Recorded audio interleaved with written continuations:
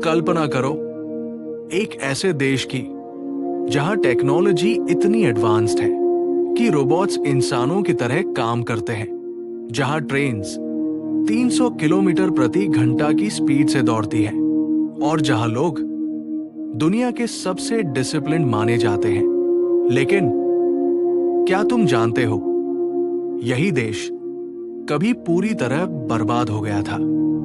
ऐसी तबाही जिसे देखकर दुनिया भी डर गई थी।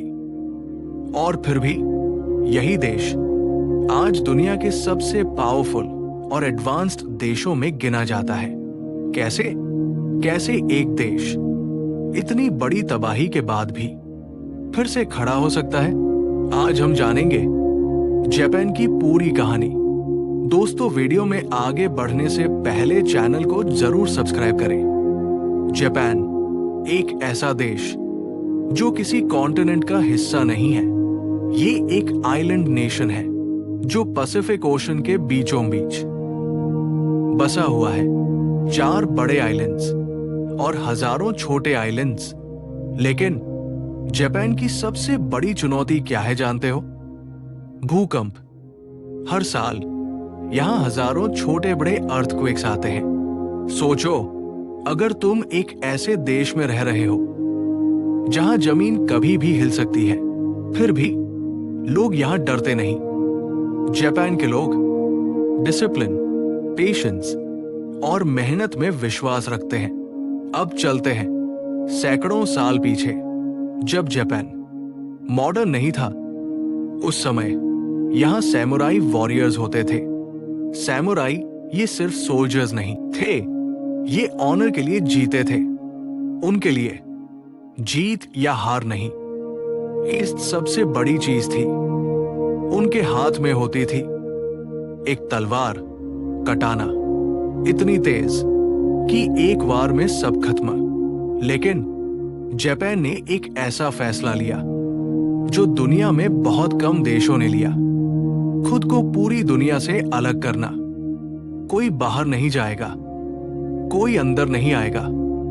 सैकड़ों साल तक जापान ने खुद को दुनिया से काट लिया।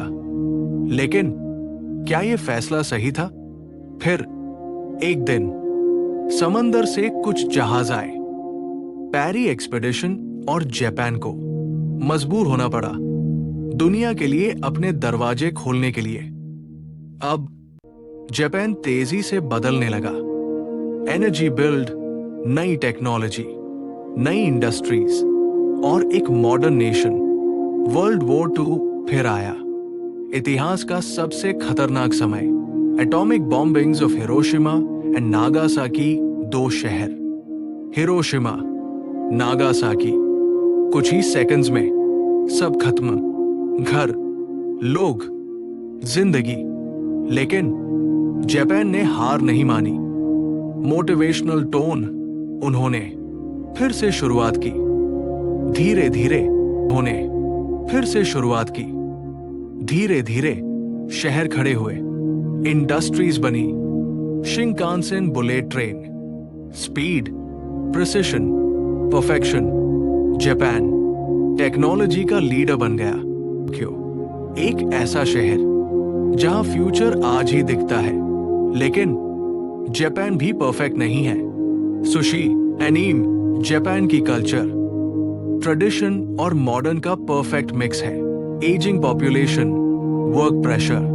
तो ये था जापान, एक ऐसा देश जो टूटा और फिर खड़ा हुआ। यहां 30% ऐसी आबादी है जो 65 इयर्स के ऊपर है। तो ये था जापान, एक ऐसा देश जो कभी पूरी तरह टूट गया था। सोचो, जब एक देश 2 एटॉमिक बॉम्ब्स के बाद लगभग खत्म हो जाए, तो क्या वो फिर खड़ा हो सकता है? लेकिन जापान ने साबित किया कि हार कभी आखिरी नहीं होती। उन्होंने अपनी जमीन को फिर से बनाया, अपने शहरों को फिर से खड़ा किया, और सबसे बड़ी बात, अपने लोगों का हौसला कभी टूटने नहीं दिया।